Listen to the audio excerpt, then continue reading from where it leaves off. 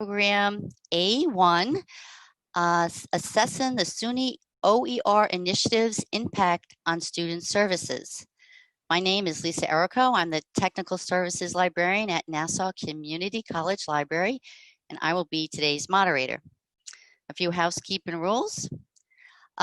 Please post all questions to the Q&A, not the chat, but the Q&A. All the participants will be muted. We also kindly ask that you stop sharing your video during the presentation, as sometimes it can be distracting. Again, you're at Assessing the SUNY OER Initiative's Impact on Student Services. Our presenter is Lisa Hoff, Onondaga Community College. Lisa Hoff, Associate Professor, is the Electronic Resources Librarian and OER Campus Lead at Onondaga Community College. She serves as the Liaison Librarian to the School of Liberal Arts and the School of Public Safety and Community Service. She is also a member of the Learning Outcomes and Assessment Committee, the Academic Technology Coordinating Committee, and represents OCC on SUNY Fact 2. Prior to her position at OCC, she was the Reference and Instruction Librarian at Wells College. She received her MSLIS from Syracuse University. Please welcome Lisa Hoff. Thank you, Lisa. Hi, can everyone see me? Okay, I'm gonna take that as a yes. I just wanted to pop in, thank you. I just wanted to pop in and show my face, say hello, and welcome to my presentation. I also want to thank the organizers of SUNYLA 2020. I know that it was an unprecedented situation, and I really appreciate that they decided to go forward with the conference this year and host it online. So I thank them for all the hard work that they did to make sure that we could still hold this conference this year. So I'm going to go ahead and share my screen here. Give me one sec. Okay, we should be good to go. So this session is titled Assessing the Impact of the SUNY OER Initiative on Student Success.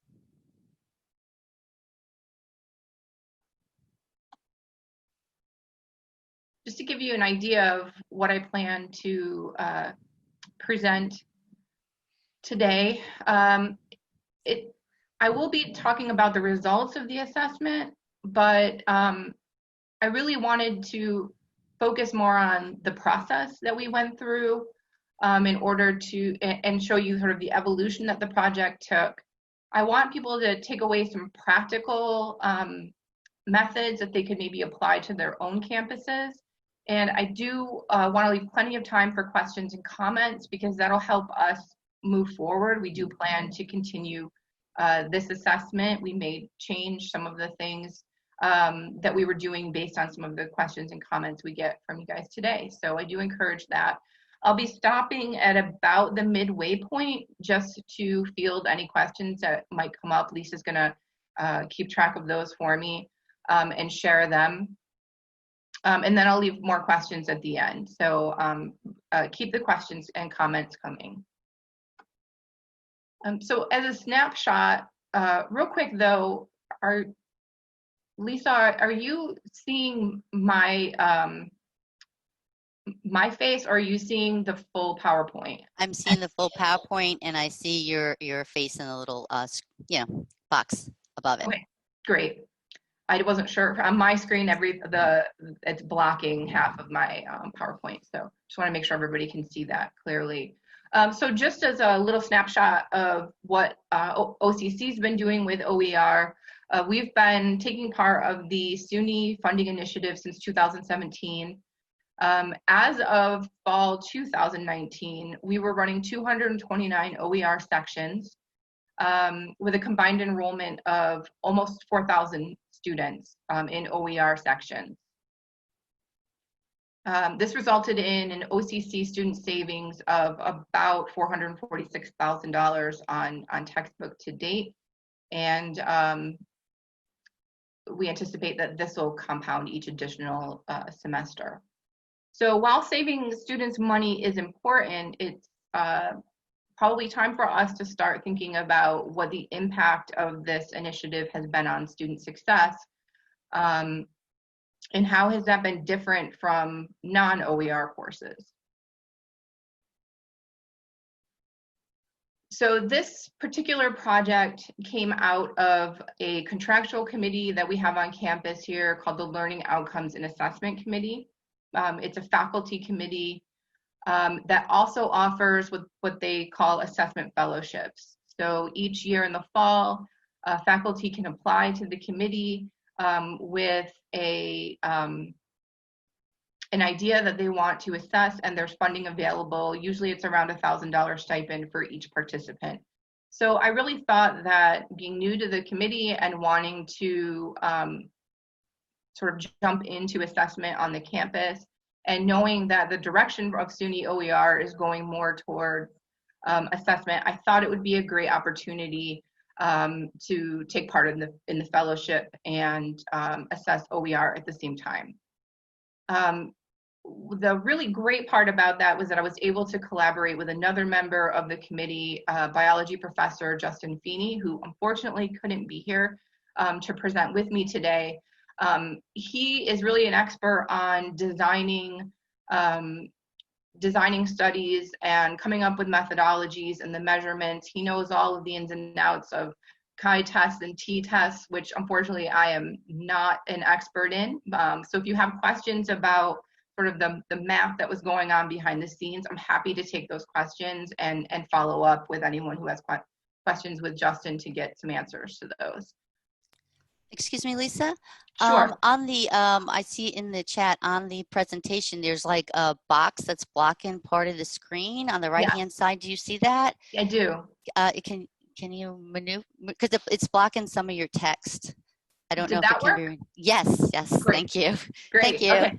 No problem. Thank you for interrupting me on that one, because I was seeing the same thing and I wasn't sure if other people were seeing that too. And it's nice not to see my face while I'm talking. It's distracting. So getting started. So Justin, Professor Feeney had no experience working with OER, and so I had to sort of bring him up to speed on OER, what we had been doing on our own campus. And so we started by just digging into some of the research being done on assessing OER. One of the very first articles that we came up with was the third there listed, Do Open Educational Resources Improve Student Learning? Implications of the Access Hypothesis. And we really thought that article was interesting, specifically when it was referencing this access hypothesis. So I'm assuming that most of you in this presentation have a little bit of background on OER and have been taking part in some of these discussions about OER on the SUNY campuses.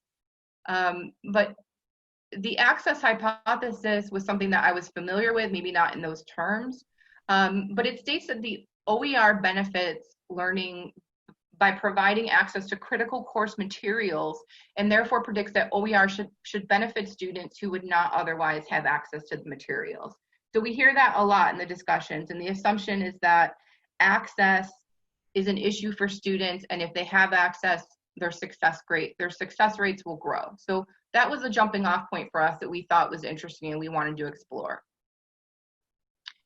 So the first thing that we decided to do were faculty perception surveys.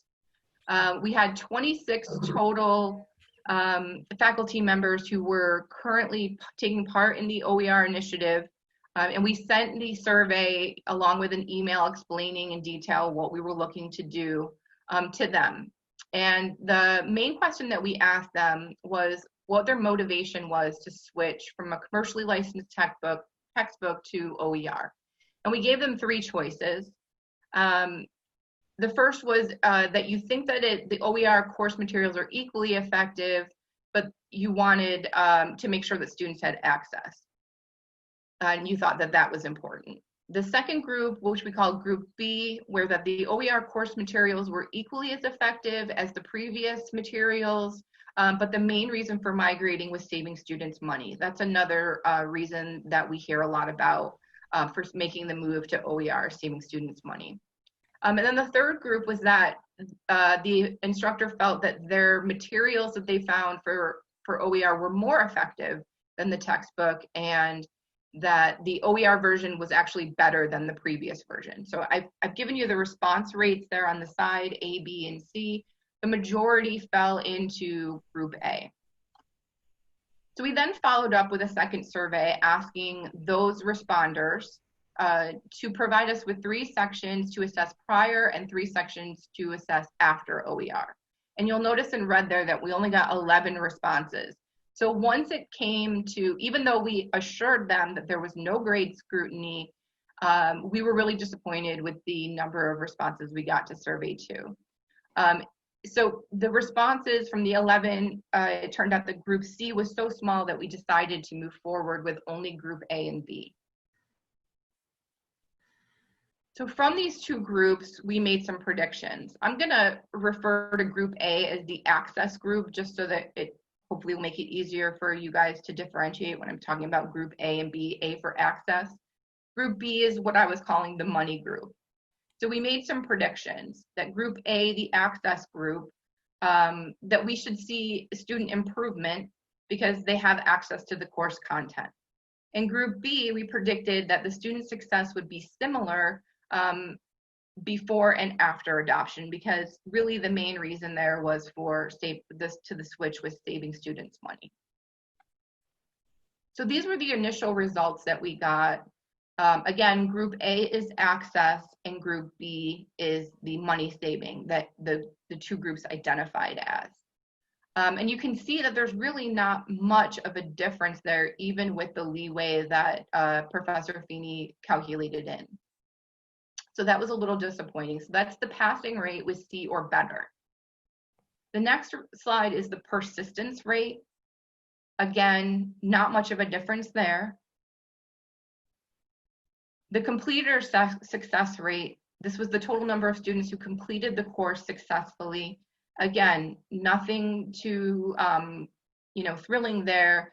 Things are pretty even. And lastly, this was the grade of the student, the GPA, who completed the course before and after for group A and group B. So we looked at these results and it showed that our predictions were correct for the most part, but what we realized is that it's really difficult to show any gains with such a small sample size. So at this point, we decided to change gears and take a more traditional route. And we decided to combine both groups A and B and just do a simple comparison before and after. And we felt that the rigor of the assessment would still be maintained because it was based on the instructors of the 2 courses. So at this point, I'm just gonna stop really quickly and ask Lisa if there's any questions that I can answer. I think I went through the first half of this kind of quickly, so there's plenty of time for questions. Lisa, are you there? So far, there's no questions in the Q&A. Oh. So if anybody has a question, please post it to Q&A, not chat. Yep. Thank you. Okay, so from this point, like I said, we changed gears and decided to take a look at the data differently. So we formulated some new objectives.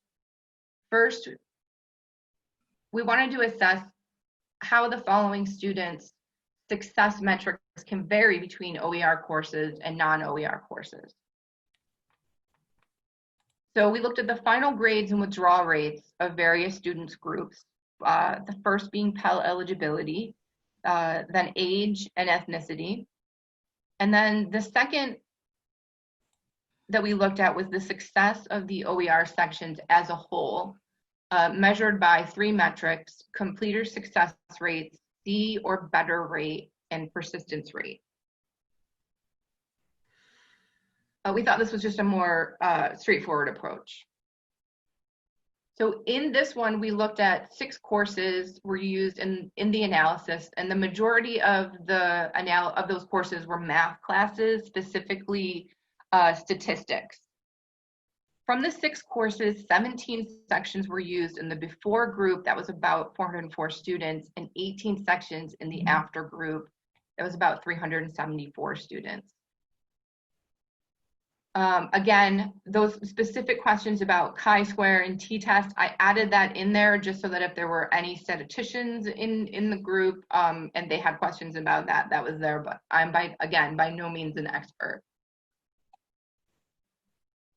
So here's the results that we got by student groups. So in the first figure, figure 1A, you can see the withdrawal rates of Pell eligible and Pell ineligible before and after OER. Again, not much there, and any small differences, we were accounting for noise in there a bit, but the first figure 1A, nothing really jumped out there at us as particularly interesting. Figure 1B looks at the withdrawal rate and the completer grade by age. Again, some slight differences. The over 23 in figure 1B for the completer rate saw a little bit of an increase after OER, but nothing, again, too dramatic there.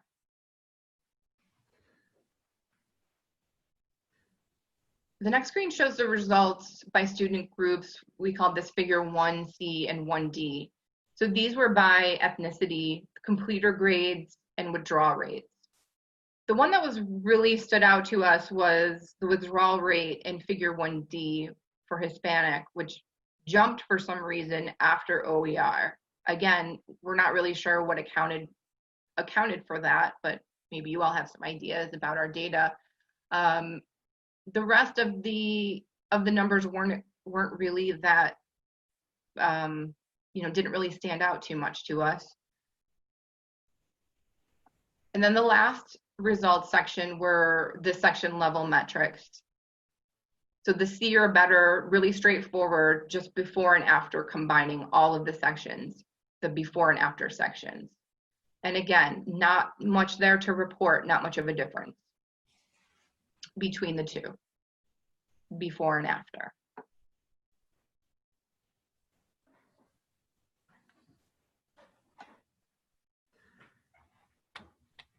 So in all but one case, the student section level metrics were similar before and after OER adoption. So while I was not jumping up and down over these results, my partner, Professor Feeney, was saying, you really don't want to see, huge jumps and spikes in data.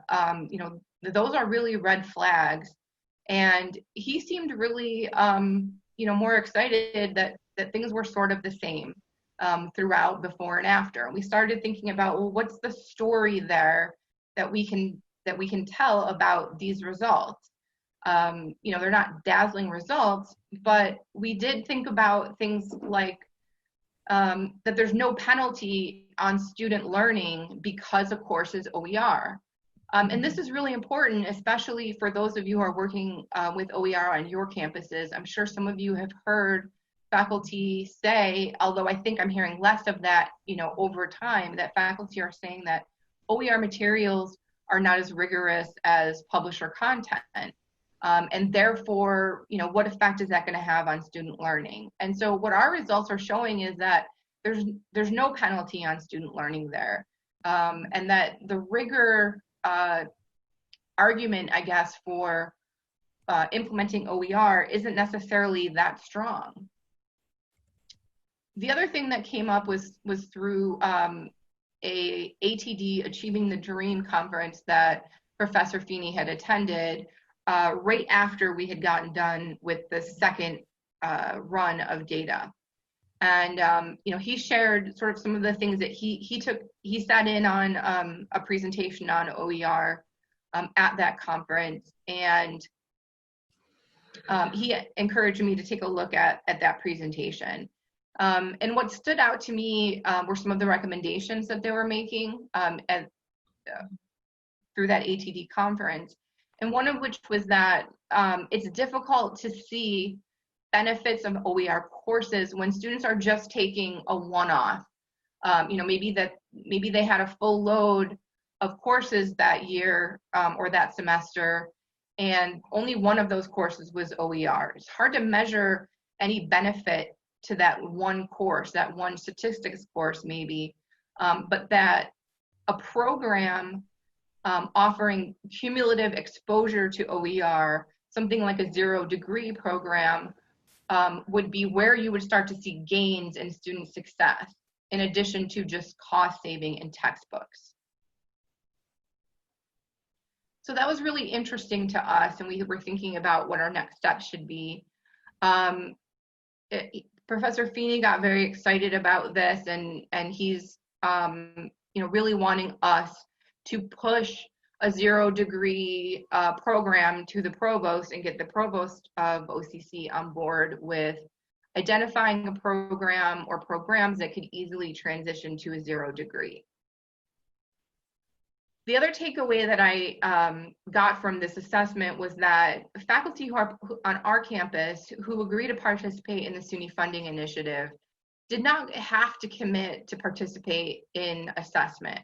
I believe when we first started the SUNY Funding Initiative, there was language in there, and there still is in the contract that we have them sign, that they needed to agree to take part in a assessment project for Buffalo.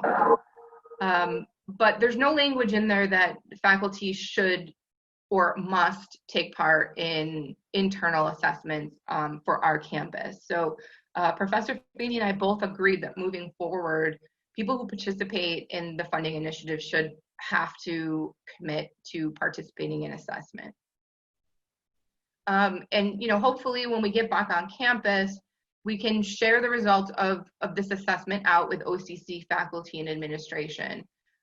We do have informational sessions each semester in order to sort of spread the word about OER on our campus, and I think that this would be a good way to answer some of these questions and show real data for our own campus to faculty in order to get them interested in potentially you know, transitioning some of their courses to OER. So obviously I want to thank Professor Justin Feeney for his help on this project. He was instrumental in analyzing the data, ensuring that the methodology was sound. The OCC faculty who agreed to participate in our assessment, and also Mike Daly and Tony DeFranco at SUNY OER, you know, they've been a tremendous support to me and to our campus, and I thank them for all of the hard work that they do behind the scenes. Yeah, and so these were the sources consulted. I'll be sharing this presentation with the organizers, and they'll put the slideshow up on the website. So I feel like I maybe went through that a little fast. We have some questions. That's great. You ready? That makes me happy, yeah. Okay, so the first question is, what disciplines have adopted OER at your institution? Sure, that's a great question. So we've actually had a pretty widespread interest. So we have English, math has been probably the biggest, sociology, psychology, a couple of criminal justice courses. I think really where we're weak is in the natural sciences. We have no OER courses in biology. I think there is one instructor who's doing a microbiology, but yeah, those are the main ones that are participating. So it's pretty diverse. Okay, and the questions are rolling in. Was this study done after one semester switched to OER? Usually over time, completion rates go up. The majority of them, if I'm understanding the question right, if I'm not, please follow up. So I think what you're asking is, were the majority of these classes being measured only after one semester? And the answer is no, the majority of those classes were being measured because we started in 2017. I would say that the majority of them had at least 2 or 3 semesters. So I hope that answered that question. Okay, I don't see a follow-up. Let's see the next question. Any idea which program you would want to target for 0 degree program? Well, I think that criminal justice would be interested in, they already have 3 or 4 classes as OER, and I think that the faculty in that program seem open to that. That's certainly where I would start, would be with them. I mean, the reason that we would need to get the provost involved is because of those gen ed classes. We need to make sure that the gen ed classes and the required classes for the criminal justice degree, that there was an OER path for them in English, math, natural sciences, etc. So we'd really need not only criminal justice to be on board, but also faculty in those other disciplines who maybe hadn't worked with OER before. So that's really the challenge. Okay, the next question. How do you determine if OER content is more or less rigorous than, say, an equivalent paid resource? Is it too subjective based on instructor bias? It's a similar question as related to the quality of OER versus paid content.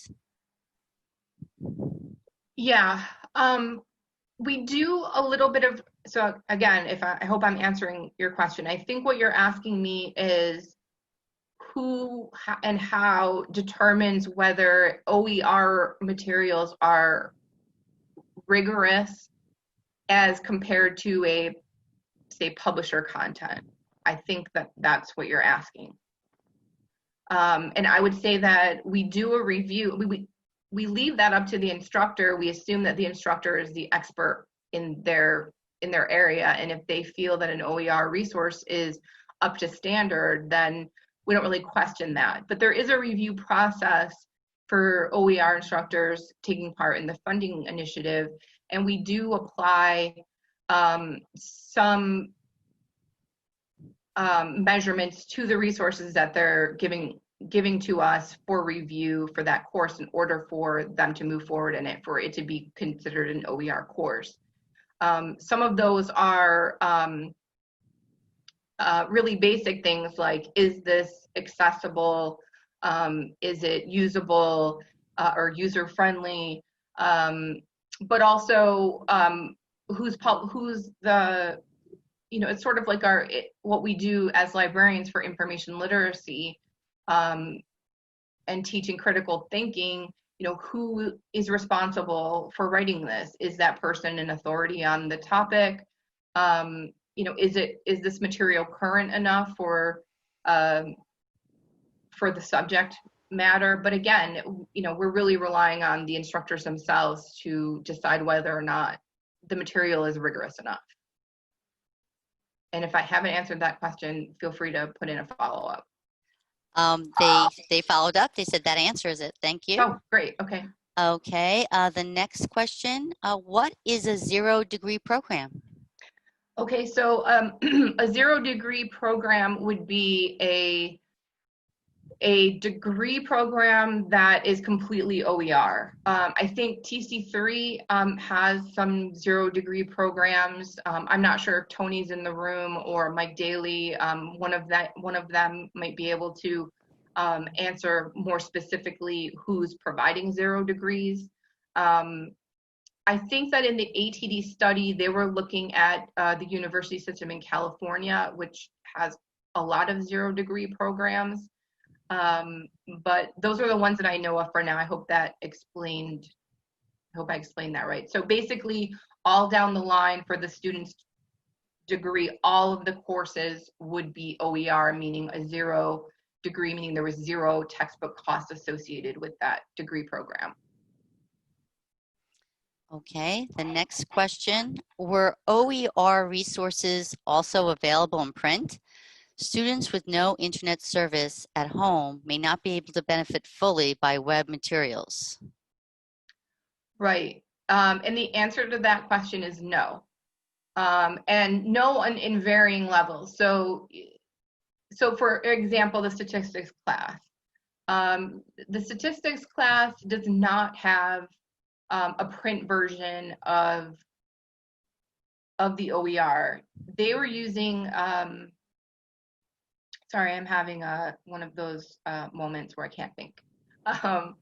They're using Lumen, sorry. They're using Lumen pretty heavily, and OHM and all of the student support that comes with using the Lumen programs in their courses. So the majority of their content is online. But then there's a US history course that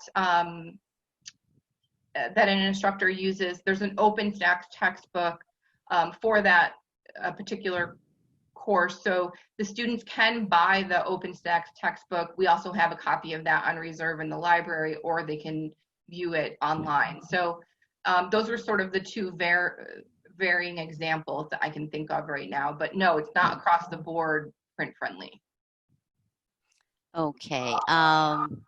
What additional input did you get from students?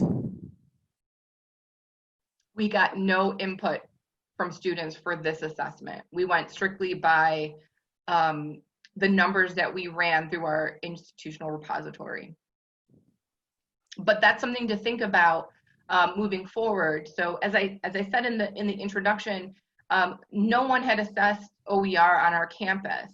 And Justin, having no knowledge of OER, and myself as working on the OER initiative for a couple of years, and having just a little bit of assessment experience, we really depended on our own independent research to start somewhere. And this was the direction that we went. It's not necessarily that we stand behind this direction. It was really a journey for us to figure out what would work, what wouldn't, what produced interesting results, where were the weaknesses of this, and really we're looking for how do we build on this and make it better and more interesting.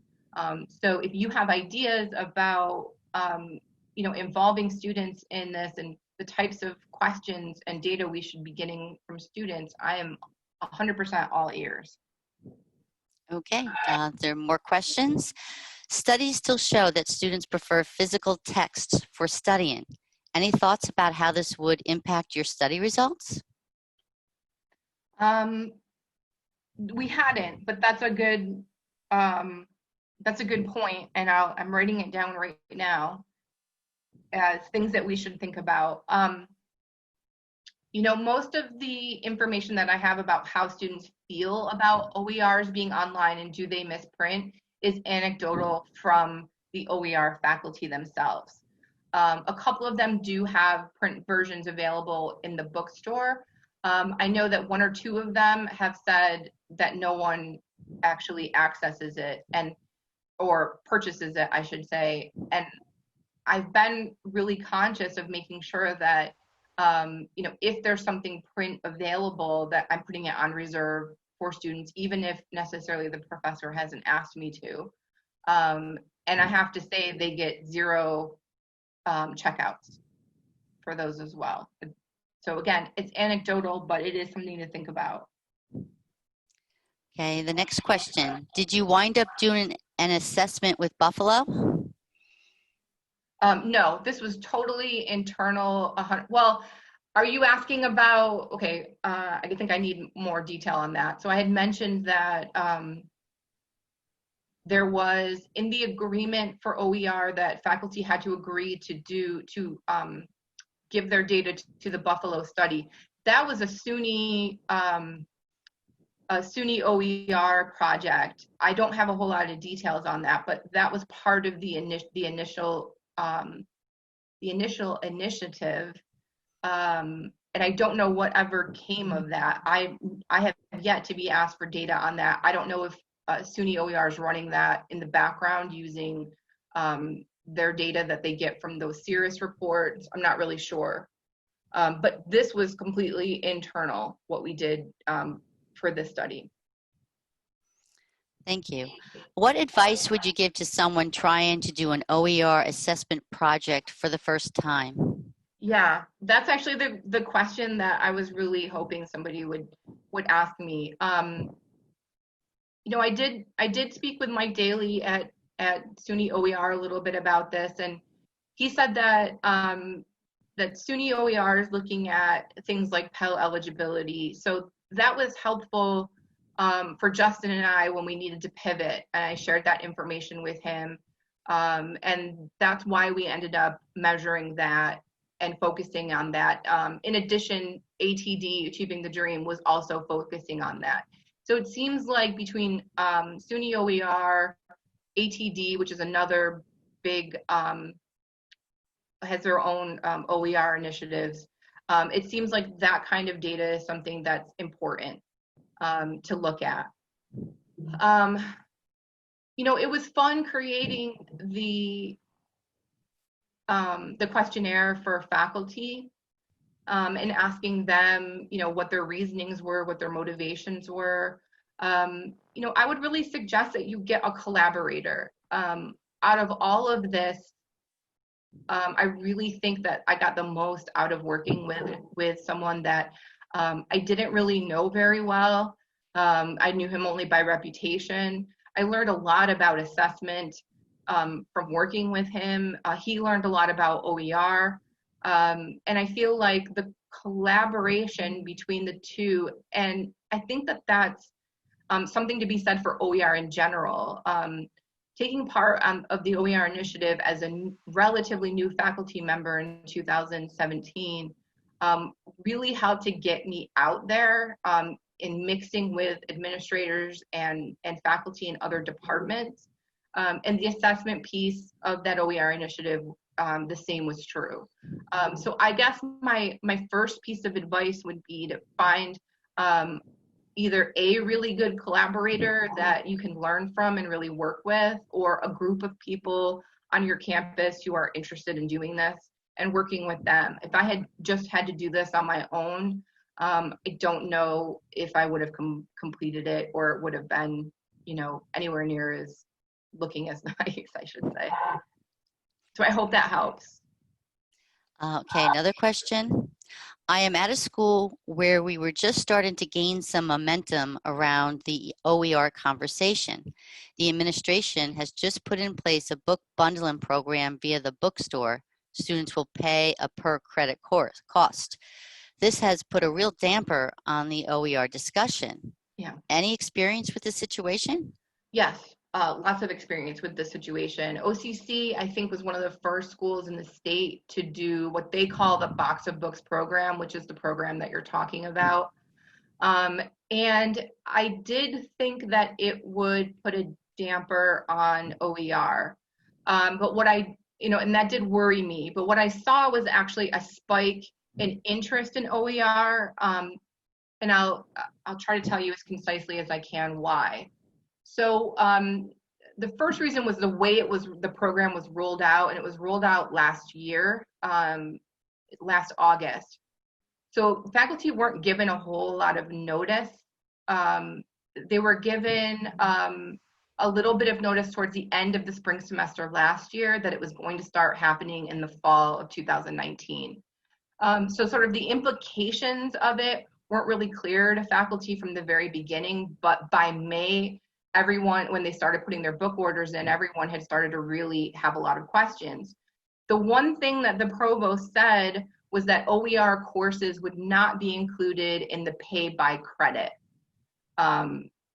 model. So students would not be, if the course was coded as OER, students would not have to pay for those 3, 4, however many credits for that OER course, which made faculty who were not using a traditional book but hadn't gone through the OER initiative scramble to me. And when I say scramble, I mean like a lot of faculty members were reaching out to me and saying, I don't require a textbook for my students, but I don't like this Box of Books program. It's charging my students per credit. Even though I don't require a textbook, I want my course coded as OER. And I would then have to have a conversation with them that no textbook does not equal OER. It just means you're not using a textbook. But it was a door open to the conversation, I guess, is the point I'm trying to make. which resulted in, I think, 4 or 5 faculty coming forward who were actually using a legit OER, but just hadn't gone through the initiative, the funding initiative process. So we did a review of their OERs and ended up coding their classes at OER as OER, and so they sort of joined the OER cohort more formally. So I see what the worry would be, but I think that there's some opportunities there too. I'll leave some time for a follow-up question if you have some other info you wanted to share on that. Okay, thank you. I'm also looking at the chat. There were a few questions and comments in the chat. Can you ask if perhaps students were already using OER types of materials so they didn't affect it as much? YouTube, Khan Academy, Google, for example? Okay, that's a good suggestion. Ask what types of free resources or OER resources students were using prior to taking an OER class, I think is what you're saying.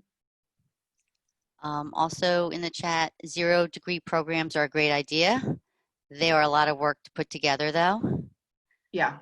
Another... Again, I would want 100% administrative support backing that up and doing a lot of that heavy lifting and convincing. So yeah, no, agree.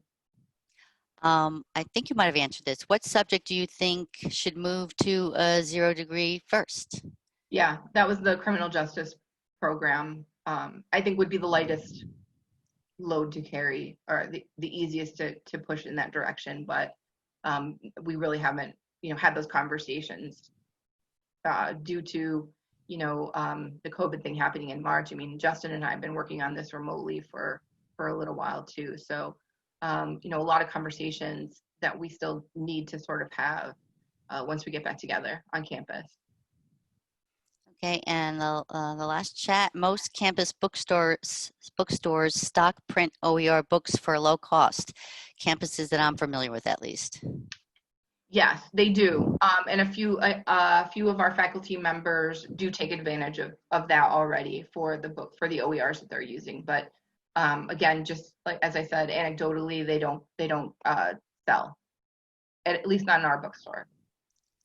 Okay, and there was a follow-up to an earlier question about starting to gain some momentum about the OER conversation, and then the book bundling program came in. Yep. A follow-up comment, or I guess it's a comment. Wait, where did it go? Oh yeah, here it is. Thanks, that's the start. Our campus has not specified that OER will be exempt.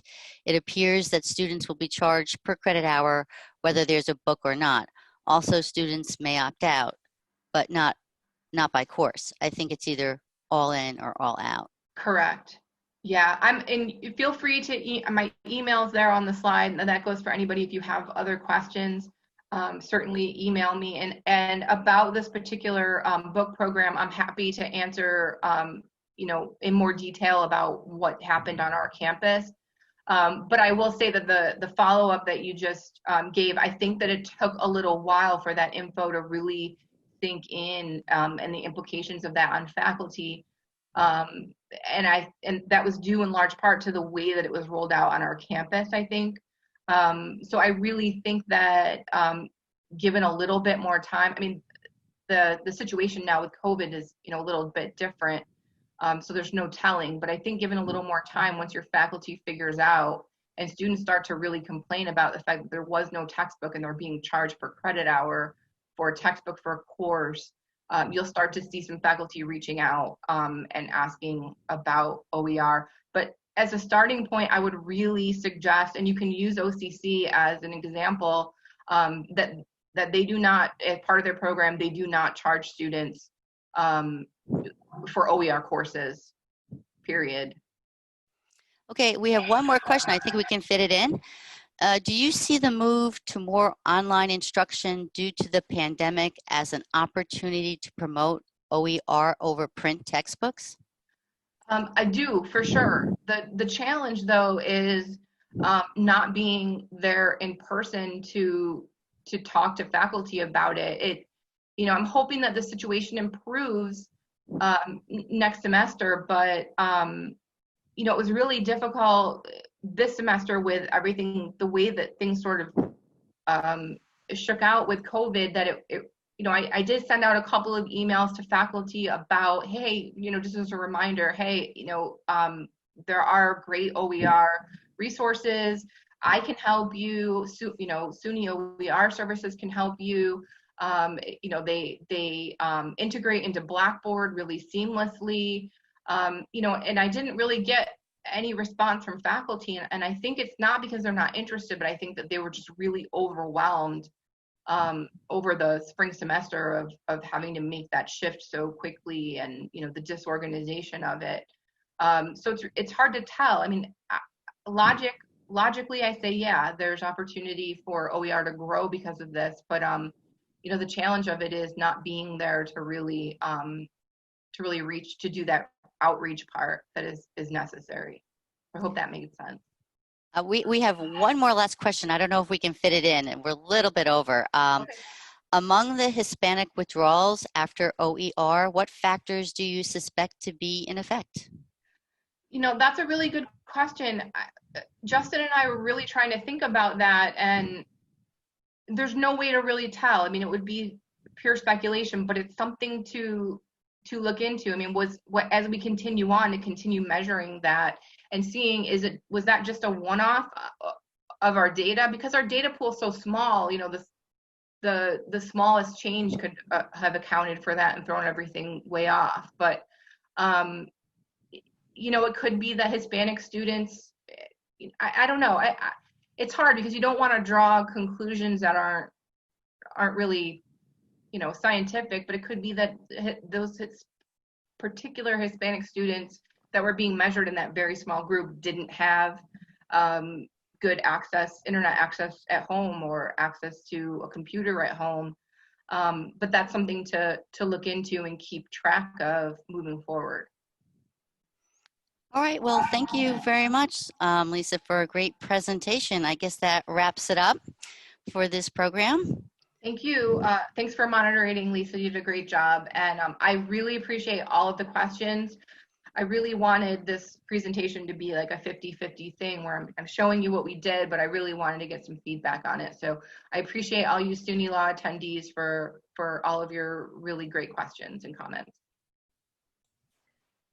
And everyone, this is Becky Burke. If you want to attend the lightning talks, it will be on this track at 4:30. If you want to get to one of the SIGs, go to the links that you were sent by Logan and you will find them there. Thanks again.